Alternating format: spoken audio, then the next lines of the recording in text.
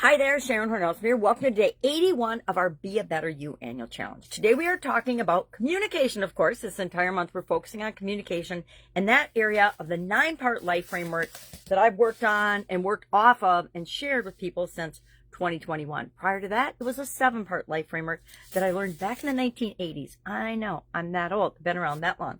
But back in the 1980s, I learned it from Jim Rohn and Tony Robbins. And it just made sense to me.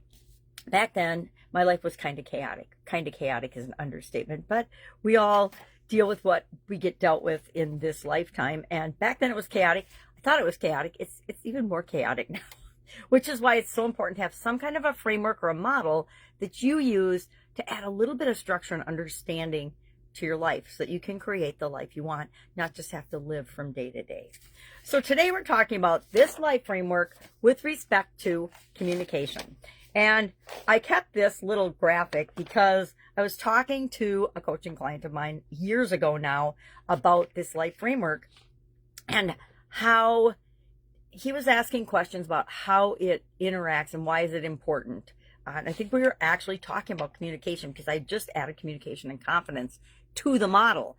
And we started talking through examples of how every area interacts and impacts every other area and aspect of our life.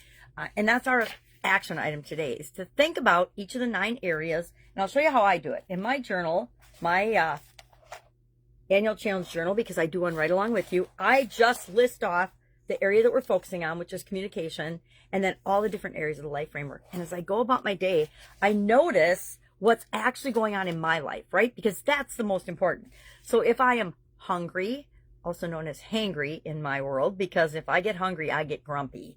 I physically feel hungry or tired or anxious or stressed out, I get grouchy, right? And so my communication reflects what I'm feeling. Our communication always reflects what we're feeling.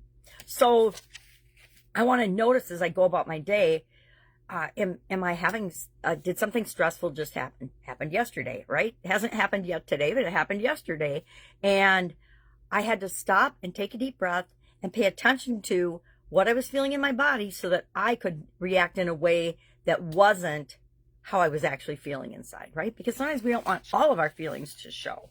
So that's one of the ways that communication and emotions, communication and anxiety, communication and stress interact with one another. And each and every area is impacted by communication. Each and every area of our life is impacted by confidence, by physical.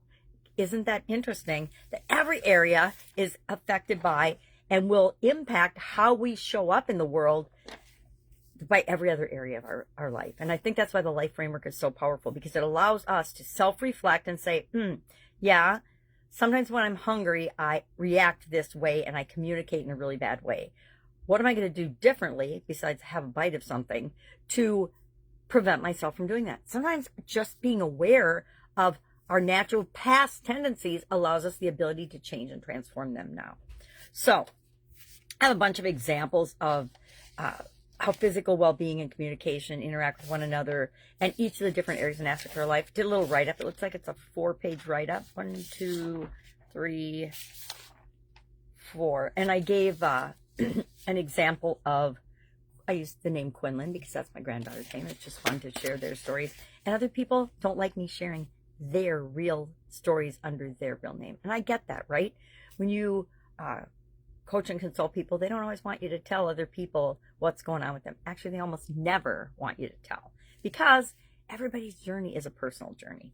So today, the 9 life framework areas, we're going to look at each one of them and ask ourselves, or notice as we go about our day, well, how does how I'm feeling physically impact my ability to communicate, or whether I'll even communicate at all? I know sometimes if I am tired or mentally, tired is physical, but if I'm mentally overloaded or overwhelmed with so much information, I just choose not to participate in conversations or to communicate, because I know that's my best option at the time, is just to work through the stuff I'm working through and then deal with situations and communicate with respect to those situations as appropriate and in a much more appropriate fashion than if I communicate and I'm not feeling particularly awesome in a physical, mental, emotional, spiritual, financial, relationships, etc.